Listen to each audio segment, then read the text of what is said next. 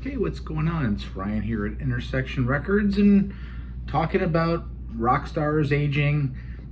Rod Stewart has recently come out and said his days are numbered, and all of our days are numbered. I saw Santana on Saturday night, and it was a fantastic concert, but he was slower than normal walking on stage. He spent most of the night sitting down. I've been going to concerts for 40 years, and I've seen everybody from Roy Orbison to B.B. King. I saw B.B. King stand up, and then later in his career sit down. And Buddy Guy, kind of the same way. Buddy Guy still stands, but he's almost 90 years old. Willie Nelson. Rod Stewart's no exception. He's not going to live forever, and he's not worried about it, he says. He says, "I'm aware my days are numbered, but I've got no fear," he told The Sun via NME.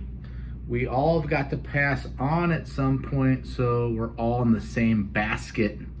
I'm going to enjoy myself for these last few years as much as I can. I say few, probably another 15 years.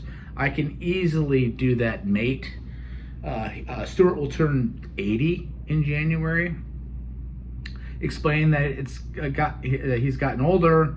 He has to take more precautions on the road. He says, "I'm not like I was in the 70s and 80s. I can't stay up all night, get drunk, and go mad and still have a voice just like that. Nowadays, I have to protect my voice before and after every show." He says he has beaten prostate cancer that he was diagnosed with in 2019. He says, "No one knows this, but I thought it was about time to tell everybody I am in the clear now, simply because I caught it early. I had so many tests." He has plenty of tour dates lined up for this year, including 4 shows at the Coliseum and Caesar's Palace. He has shows with Billy Joel in Cleveland on September 13th.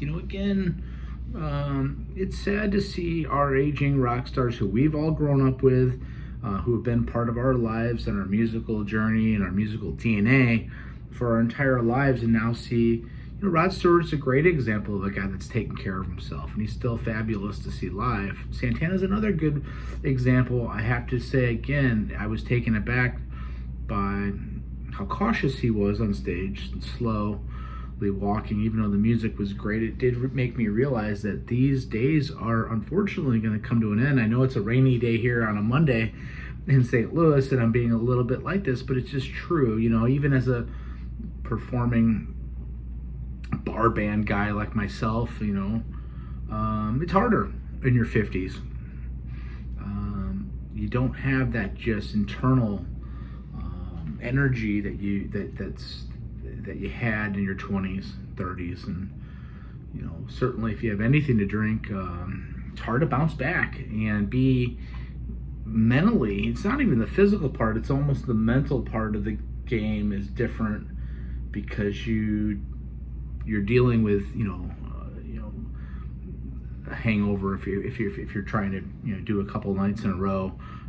Performing, it's harder, and obviously some of that stuff can and should be eliminated, and these guys that are still performing at a high level, they're not going out and partying anymore on the road. There could be some exceptions, but in general they have to take care of themselves. They have to, they have a lot more responsibility than the 50 people that show up at my gig.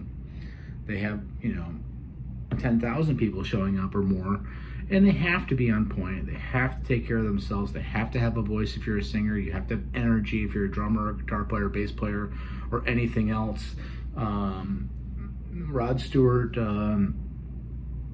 certainly has had an incredible long career.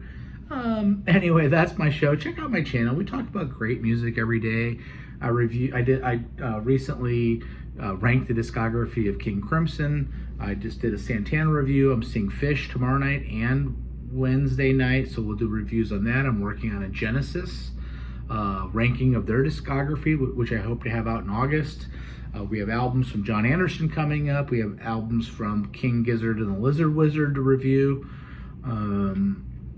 We have stuff that we're going to do every single day on Intersection Records. Peace out. Take care. See you.